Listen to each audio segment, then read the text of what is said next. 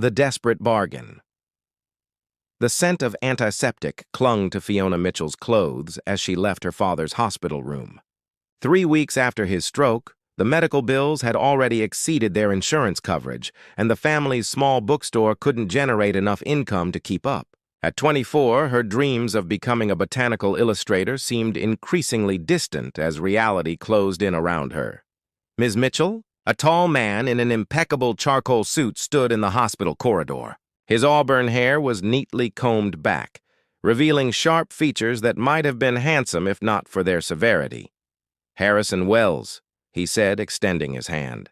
"Your mother mentioned you'd be here." Fiona's stomach tightened. Harrison Wells was one of Portland's most successful real estate developers, and the man who held the mortgage on both their family home and the bookstore after her father's desperate refinancing attempts. "Mr. Wells," she shook his hand briefly. "I was planning to call your office tomorrow about an extension." "That's not why I'm here," he interrupted, his voice surprisingly gentle despite his imposing presence. "Perhaps we could discuss this somewhere more private? The cafe across the street, perhaps." 20 minutes later, Fiona stared at her untouched tea, trying to process Harrison's proposition. "You want to marry me?" Her voice was barely audible. "Yes." Harrison's green eyes studied her with unsettling focus. "It would be a mutually beneficial arrangement. I would assume all your family's debts, the mortgage, the medical bills, everything. Your father would receive the best care available, and your mother could keep the bookstore.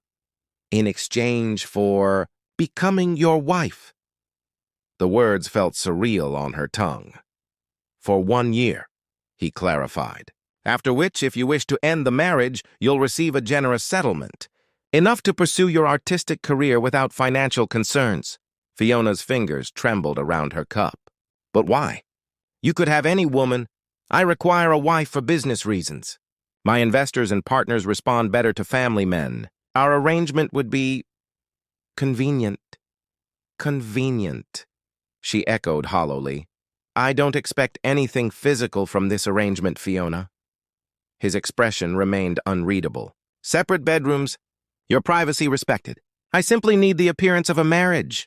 Something wasn't adding up, but Fiona couldn't focus on that mystery now. Her father needed specialized rehabilitation therapy. Her mother hadn't slept properly in weeks, and the final notice from the bank had arrived yesterday. "I'd need to continue my illustration work," she said, surprising herself by negotiating rather than refusing outright. Harrison nodded. "I have a conservatory at my home that would suit your botanical studies, and I'll provide a studio."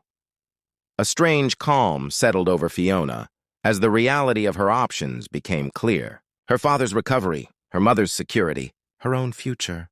1 year, she said finally. "And then I'm free to leave? No questions asked?" "You have my word." Harrison slid a business card across the table. "My lawyer will draw up the papers. We could be married by next week." As Fiona took the card, their fingers brushed momentarily. Harrison withdrew his hand quickly, an unidentifiable emotion flickering across his face. "Why me?" she asked suddenly. "Of all the women you could choose for this arrangement." Something shifted in Harrison's gaze, a vulnerability so brief she might have imagined it. "Sometimes, Ms. Mitchell, the simplest solution presents itself unexpectedly." 3 days later, Fiona stood in her childhood bedroom, packing the essentials of her life into 2 suitcases. Through the window, she could see her mother in the garden, shoulders bent as she tended to her flowers, unaware that her daughter was about to sell herself to save them all. "Just 1 year," Fiona whispered to her reflection in the mirror. A stranger in a simple blue dress looking back at her. 1 year of my life for their future. Tomorrow she would become Mrs. Harrison Wells, a wife in name only to a man whose true motives remained as mysterious as the distant expression in his eyes. Walls of glass. Harrison's estate sat on a cliff overlooking the Pacific, a modernist structure of glass and stone that seemed to grow from the rocky coastline itself. Fiona stood in what was now her bedroom, a space larger than her family's entire apartment, watching fog roll in from the ocean. "Is everything to your liking?" Harrison stood in the doorway, maintaining a careful distance. "It's beautiful," Fiona admitted, After a week of marriage, she still struggled to read the man who was now legally her husband. Their courthouse ceremony had been brief and clinical, with only his lawyer and her tearful mother as witnesses. The conservatory is through the east wing. I've had supplies delivered, paints, papers, whatever the art store thought you might need. Fiona turned to face him. Thank you. That was thoughtful. A ghost of a smile touched his lips before disappearing. Dinner's at 7 if you'd care to join me. You're under no obligation. As he turned to leave, Fiona called out, Harrison, why all this space if you live alone? He paused, his back to her. I've always preferred room to breathe, Fiona. The estate was a maze of pristine rooms, most appearing untouched. By her third week, Fiona had mapped most of the house in her sketchbook, except for the locked west wing. Twice, she'd seen Harrison emerge from there late at night, his expression haunted. Mrs. Blackwood, the housekeeper, became Fiona's sole companion during the long days. A woman in her 60s with shrewd eyes and gentle hands. He works too much, Mrs. Blackwood commented one afternoon as she delivered tea to Fiona in the conservatory. Been that way since I started here 5 years ago? But he's a good man. Fiona's brush paused over her illustration of a rare orchid. Did he always live alone? Mrs. Blackwood's hands stilled momentarily. Not my place to say, dear, but everyone has their ghosts, don't they? That night, unable to sleep, Fiona wandered to the kitchen for tea. She froze at the entrance. Harrison sat at the island counter, head bowed over what appeared to be old photographs. I'm sorry, she whispered, turning to leave. Stay. His voice was rough. Please. Hesitantly, Fiona approached, noticing the half-empty whiskey glass by his hand. Bad day? Anniversary, he corrected, quickly gathering the photos. But not before Fiona glimpsed a woman with chestnut hair similar to her own. Harrison cleared his throat. Your father's doctors called today. The new treatment is showing promising results. The abrupt change of subject was obvious, but Fiona allowed it. Yes, Mom told me. Thank you for that. For everything you're doing for them. It's part of our agreement, is it? Fiona challenged gently. The private neurologist, the home renovations for his accessibility. Those weren't in any contract. Harrison met her gaze, something vulnerable in his eyes. Perhaps I understand what it means to lose someone before you're ready to say goodbye. The moment stretched between them, fragile and unexpected. Then Harrison stood, his composed mask slipping back into place. Good night, Fiona. 3 days later, a package arrived for Fiona, a rare botanical text she'd mentioned wanting during one of their brief dinners together. The note simply read, For your work. That evening, she found him in his study. Thank you for the book. How did you even find a first edition? I have my resources. He gestured to the chair across from him. Would you like to stay? Tell me about your illustrations. For the first time, they talked for hours. Harrison was surprisingly knowledgeable about botany, asking thoughtful questions about her work. When Fiona eventually yawned, he escorted her to her room. I've enjoyed this evening, he said, keeping a respectful distance. As have I, Fiona admitted, surprised by the truth in her words. As weeks turned to months, these evenings became more frequent. Harrison remained reserved, but moments of warmth broke through his carefully constructed walls. He listened to her dreams with genuine interest, offered insights without condescension, and ensured her parents wanted for nothing. Yet the locked West Wing remained forbidden territory, and sometimes she would catch him watching her with an expression that seemed equal parts hope and grief. One stormy night, the power failed. Fiona navigated the dark hallways by candlelight, accidentally turning down an unfamiliar corridor. A door stood ajar, within the West Wing. Hesitating only briefly, she stepped inside. The room was a studio, walls covered with paintings, all of the same woman. A woman whose features echoed Fiona's own, though her eyes were a different color. On an easel sat an unfinished portrait, the canvas dusty with neglect. Fiona. She whirled around to find Harrison in the doorway, his expression stricken in the flickering candlelight. Who is she? Fiona whispered, though something cold and certain was already settling in her stomach. And why do I look like her? Echoes of the past, Her name was Elise Harrington. Harrison's voice was barely audible above the storm raging outside. Your cousin, Fiona stared at him, disbelieving. I don't have a cousin named Elise. You did. Your mother's sister's daughter. Harrison moved into the room, his fingers trailing over a canvas reverently. Your family doesn't speak of her. Why? The question came out sharper than intended, but Fiona couldn't soften it. The resemblance between herself and the woman in the paintings was undeniable, though Elise's hair was a shade darker. Her eyes a striking blue rather than Fiona's hazel. Harrison's gaze remained fixed on the unfinished portrait. Because of me.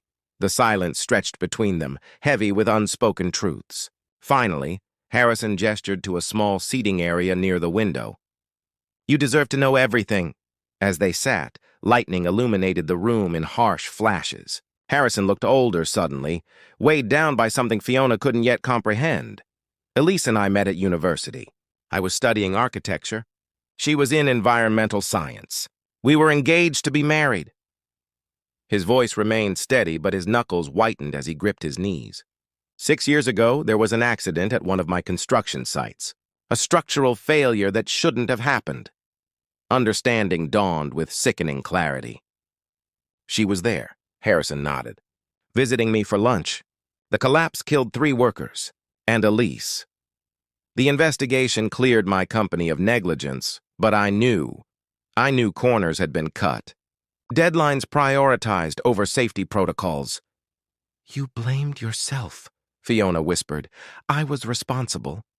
The simple declaration hung in the air. Your family blamed me too. Rightfully so. Fiona struggled to process this revelation. But my parents never mentioned any cousin, any accident.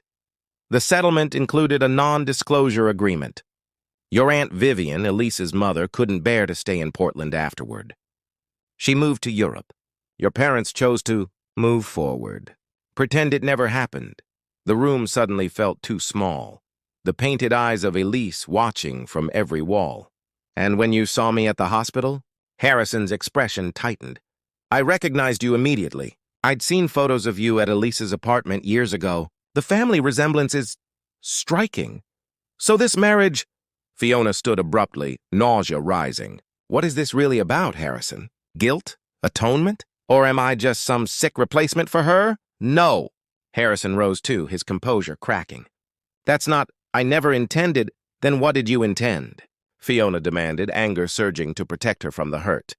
Was helping my family just a way to ease your conscience? And what about me? Am I just a ghost to you? Harrison's shoulders sagged. At first, perhaps I thought helping your family might offer some redemption. But Fiona, these months with you... He stopped, struggling for words. You're nothing like her. You're entirely yourself. And I've come to... Don't. Fiona backed away. Don't say anything else. She fled the studio, running through darkened hallways until she reached her room. Slamming the door, she slid to the floor, mind reeling. Every gentle gesture, every thoughtful gift, every conversation they'd shared, was any of it real? Or was she living in the shadow of a woman she never knew existed? Morning found Fiona in the conservatory, surrounded by her illustrations but unable to focus. The storm had passed, leaving the world washed clean and unfamiliar. Mrs. Blackwood appeared with tea, her expression sympathetic. He told you then? Fiona looked up sharply. You knew? I came to work here after it happened. Watched him retreat from the world, bury himself in work and guilt. The older woman sat beside Fiona. When he brought you here, I feared the worst. That he was trying to recreate something lost. But then I saw how he looked at you, not as you were her, but as he was seeing you. I don't know what to believe anymore, Fiona admitted. Mrs. Blackwood patted her hand. Ask yourself this, in these months together, has he ever called you by her name, even once? The question lingered as Fiona drove to her parents' home that afternoon, determination hardening within her. Her mother's surprise at seeing her quickly morphed into concern. Fiona, what's wrong? Has Harrison... Tell me about Elise Harrington, Fiona interrupted. Her mother's face drained of color. Who told you that name? My husband. My cousin's fiancé. Fiona's voice trembled. The man you arranged for me to marry, knowing exactly who he was. "We were trying to protect you," her mother whispered, "by selling me to the man you believe responsible for your niece's death." Fiona's laugh was bitter. "What kind of protection is that?" Her mother collapsed into a chair. "Your father's medical bills. We were going to lose everything. When Harrison approached us, offered to help, so you did know, all along." The betrayal cut deeper than Fiona had anticipated. "Were you ever going to tell me?" "Someday, perhaps." Her mother wouldn't meet her eyes. "But Harrison insisted he would tell you himself when the time was right." Fiona stood, suddenly needing to escape. "I don't know who I'm more angry with, him for his deception or you for your silence." As she turned to leave, her mother caught her wrist. "Fiona, wait. There's something you should know about the accident. Something even Harrison doesn't know." Broken reflections. Elise was pregnant. The words hung in the air between them. She hadn't told Harrison yet. She was going to surprise him that day. Fiona sank back into her chair, the revelation stealing her breath. "He doesn't know." Her mother shook her head. "Vivian and I agreed it would only deepen his guilt. He was already shattered." "So you let him carry this burden alone and then arrange for your daughter to marry him?" Fiona couldn't keep the incredulity from her voice. "Did you even care what that might do to me?" "We needed the money," her mother said simply. "And Harrison needed something. Forgiveness, perhaps. I'm not yours to trade for either." Fiona stood again, steadier now despite the turmoil inside. "I need time to think." Instead of returning to Harrison's estate, Fiona drove along the coast, eventually stopping at a small beach. The tide was coming in, waves crashing against rocks in a rhythm that matched her heartbeat. For hours, she sat watching the ocean, trying to untangle the complex web of deceit, guilt, and unexpected connection that had become her life. As twilight painted the sky in lavenders and deep blues, Fiona made her decision. Harrison was in his study when she returned, papers spread across his desk. Though his distracted expression suggested he wasn't actually working, he stood immediately when she entered. "Fiona." Relief colored his voice. "I've been worried. I saw my mother today. She remained by the doorway. She told me about the baby." Harrison went completely still. "What baby?" "Elise was pregnant when she died. She was going to tell you that day." The color drained from his face as he gripped the edge of the desk for support. For a moment, Fiona thought he might collapse. Then, with visible effort, he straightened. "I see." His voice was hollow. "Thank you for telling me." "Harrison, no." He raised a hand to stop her. "Whatever you came to say, I understand if you want to end our arrangement immediately. I've deceived you, manipulated circumstances to bring you into my life. Used your family's financial troubles to what?" Fiona challenged, taking a step forward. "To find redemption, or to punish yourself further?" His eyes met hers, raw with emotion. "Both, perhaps. In the beginning, and now?" Harrison's composure cracked. "Now I find myself caring for a woman who has every reason to despise me. Who reminds me of someone I lost, yes, but who is entirely herself, brilliant, compassionate, and stronger than I could ever be." Fiona moved closer, studying the face she'd come to know over these months. "Did you ever confuse us?" "Even once." "Never." The word was immediate, certain.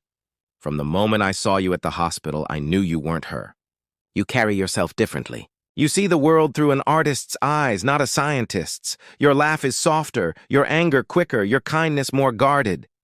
Yet you still wanted me in your home. In your life?" "Yes." Harrison didn't flinch from the accusation. At first, perhaps it was about connection to the past, about atonement. "But Fiona," he hesitated, "these months with you have been about discovery, not replacement. I never expected to find someone who would challenge me, understand me, make me want to be worthy of trust again." Fiona took another step forward. "I'm still angry. With you, with my parents, with this entire situation." "You have every right to be." "I also feel something else." Her voice softened, something I didn't expect. Hope flickered across Harrison's face, quickly suppressed. "What do you want, Fiona?" "Whatever it is. To leave, to stay, to never see me again. I'll respect your decision. I want the truth." All of it, no more locked rooms, no more secrets. She met his gaze steadily. And then I want time to decide if what's growing between us is real or just a shadow of what might have been. Harrison nodded slowly. I can give you both. That night, Harrison showed her the rest of Elise's belongings, journals, photographs, the life of a cousin Fiona had never known she had. They talked until dawn, painful truths and careful hopes mingling as the first light of day crept through the windows. As weeks passed, Fiona began to separate the threads of grief, obligation, and genuine connection in their relationship. She visited her father regularly, noticing the improvements in his condition thanks to Harrison's generosity. She confronted her mother again, this time listening to the complicated history of family estrangement and silence. And she watched Harrison not as the man who had married her under false pretenses, but as someone fighting to become worthy of second chances. One evening, Fiona found him in Elise's studio, carefully wrapping the paintings for storage. You don't have to do that, she said from the doorway. Harrison continued his task. Yes, I do. For both our sakes. As he lifted the unfinished portrait from its easel, Fiona noticed what she'd missed before, the date on the canvas. It had been started a year after Elise's death, a memorial created from photographs and memory. You need to forgive yourself, Fiona said quietly. Harrison's hands stilled. Do I deserve forgiveness? I don't know, Fiona admitted. But I know holding on to this guilt isn't honoring her memory. And it's preventing you from being fully present now. When he turned to face her, his eyes were bright with unshed tears. How do I let go? Fiona crossed the room, taking the wrapped painting from his hands and setting it aside. The same way I do, one day at a time. Blooming in winter. The one-year mark of their marriage arrived with the first frost of winter. Fiona stood in the conservatory, sketching a rare winter-blooming orchid. The deadline for her illustrated botanical guide was approaching, a project made possible by Harrison's connections and unwavering support. Mrs. Blackwood appeared with her usual tea tray. He's in the study. Nervous as a schoolboy, if you ask me. Fiona smiled faintly. Today's the day our agreement ends. Is that what you're calling it? The housekeeper raised an eyebrow. Seems to me some agreements become something else entirely, given time and care. After Mrs. Blackwood left, Fiona remained among her beloved plants, reflecting on the year's journey. Her father was walking again, her mother had expanded the bookstore, and Fiona's illustrations were gaining recognition. All because of a marriage built on secrets and guilt that had somehow, against all odds, sprouted something genuine. When she finally sought out Harrison, she found him standing by the windows, watching the ocean. He turned at her approach, his expression carefully neutral. The papers are on the desk, he said quietly. Dissolution of marriage, as promised. And the settlement we agreed upon. Fiona glanced at the documents, but didn't touch them. My father's doctor says he might be able to return to work part-time by spring. I'm glad to hear it. My mother asked about you yesterday. Wondered if you might join us for dinner sometime? A flicker of surprise crossed Harrison's face. After everything? Family is complicated. Fiona moved closer.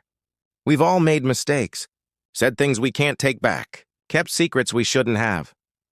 Some mistakes can't be undone, Harrison replied softly.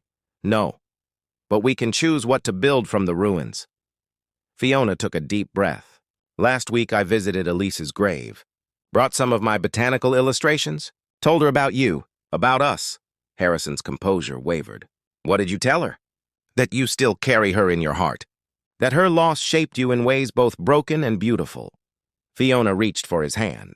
That I'm not her, will never be her, but that I think she would be glad you found a way to live again. And what about you, Fiona? Harrison's voice was rough with emotion. What have you found in all this? A man who keeps his promises, who values my work and respects my boundaries, who has shown me what it means to rebuild from devastation. She squeezed his fingers. A man I wasn't looking for, but somehow needed all the same. Harrison's free hand came up to touch her cheek. The year is over. You're free to go, as we agreed. And if I choose to stay? Hope bloomed in his eyes, cautious but unmistakable. Then it would need to be a different agreement entirely. One based on truth, not obligation. On choice, not necessity. Fiona nodded slowly. I think I'd like that. She turned toward the desk, picked up the dissolution papers, and deliberately set them aside. But I have conditions. Name them. We start fresh. Equal partners. My career continues to develop alongside yours. She met his gaze steadily. And we transform the West Wing into a proper studio for both of us. No more shrines to the past, just space for creating something new. Harrison's smile was tentative but real. Anything else? Yes. Fiona stepped closer. Elise will always be part of your story. I don't want to erase her, but I need to know that I'm not living in her shadow. That you see me, Fiona Mitchell, for exactly who I am. I see you, Harrison whispered, his hands framing her face with reverence. I have from the beginning, even when I didn't want to, even when it terrified me. Their first real kiss was gentle, a promise rather than a passion, a beginning rather than an ending. That evening, they walked along the cliffs as snow began to fall, delicate flakes melting against their warm skin. Below, waves crashed against the shore, constant and changing all at once. Do you believe in second chances? Harrison asked, his arm around her shoulders. Fiona looked up at him, at the man who had entered her life as a mysterious benefactor and become something far more complex. I believe in first chances too. This, us, it isn't just continuation of something lost. It's something entirely new. As they turned back toward the house that had become their home, lights glowing warm against the gathering darkness, Fiona knew that some bargains, even those made in desperation, could bloom into something neither party ever expected, something real, imperfect, and wholly their own.